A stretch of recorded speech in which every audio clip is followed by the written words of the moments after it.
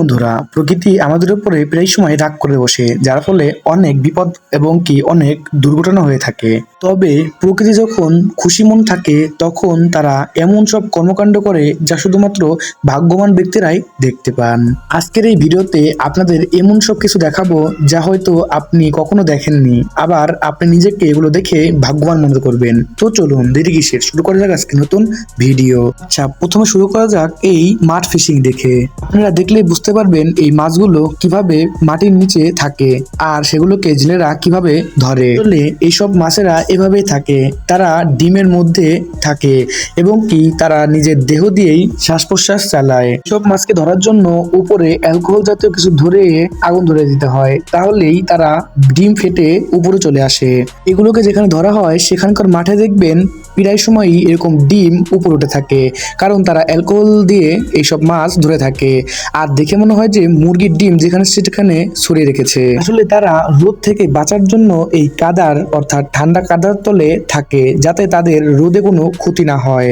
আপনি চাইলে এখনই অ্যালকোহল কিনে এভাবে মাছ ধরতে পারেন, তবে শিওর হতে হবে যে কোথায় মাছ আছে। মাইক্রোবাস্ট বন্ধুরা, মাইক্রোবাস্ট হচ্ছে একটি ঘূর্ণয়নশীল বজ্রঝড়। এইসব পরিবেশের জন্য অনেক ক্ষতিকর, কারণ এরা পরিবেশের অনেক ক্ষতি করে থাকে। সাধারণত এটা এমন জায়গায় হয় যেখানে অনেক দিন ধরে ভালো করে বৃষ্টিপাত হয় না, তখন এগুলো গরম হয়ে আকাশ থেকে একদমই ঢেলে পড়ে, আর এর মধ্যে এত পরিমাণে বাতাস প্রবাহিত হয় যা যা কিছু করে ফেলতে পারে।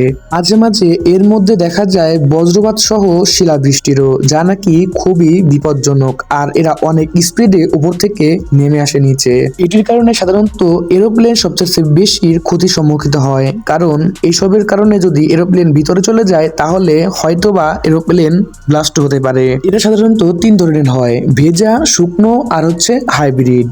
এরপর রয়েছে স্মার্ট হিরন। হ্যাঁ বন্ধুরা, ঠিকই শুনেছেন, স্মার্ট হিরন অর্থাৎ একটি হিরন পাখি দেখুন কিভাবে মাছ ধরছে।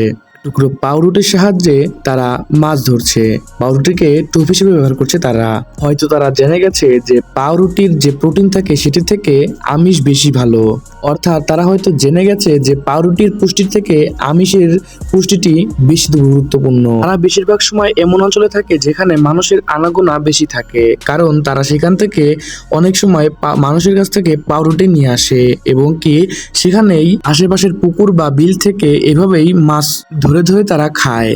তো কেমন লাগলো আপনার এই পাখিটি সম্পর্কে জেনে কমেন্টে জানাবেন। বন্ধুরা, এই ভাল্লুকটিকে দেখুন। এইসব জাতের ভাল্লুকগুলো এমনই শক্তিশালী ও বুদ্ধিশীল হয় যে এদের কিছু সাহায্য ছাড়াই তারা খাড়া পাহাড়ে উঠে যায়। আপনি হয়তো আন্দাজ করতে পারছেন যে যদি আপনার পাশে এই ভাল্লুকটি থাকতো তাহলে এদের চারিদিকে আপনার কি অবস্থা করতো। যেখানে নাকি একটি মানুষই এখানে উঠছে অর্থাৎ পাহাড়ে উঠতে অনেক রকম ব্যবস্থা রেখে দেয় যাতে তার কোনো ক্ষতি না হয়, অনেক রকম সেফটি রেখে দেয়।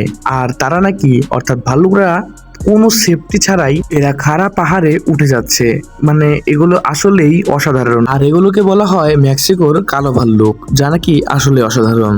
তো বন্ধুরা, ভিডিওটি কেমন লাগলো তা কমেন্টে জানাবেন। আর খুব শীঘ্রই আমরা এই দ্বিতীয় পার্ট নিয়ে আসবো, তাই ততক্ষণ নিজের খেয়াল রাখুন আর সুস্থ থাকুন। তো আমাদের জন্য দোয়া করবেন। আল্লাহ হাফেজ।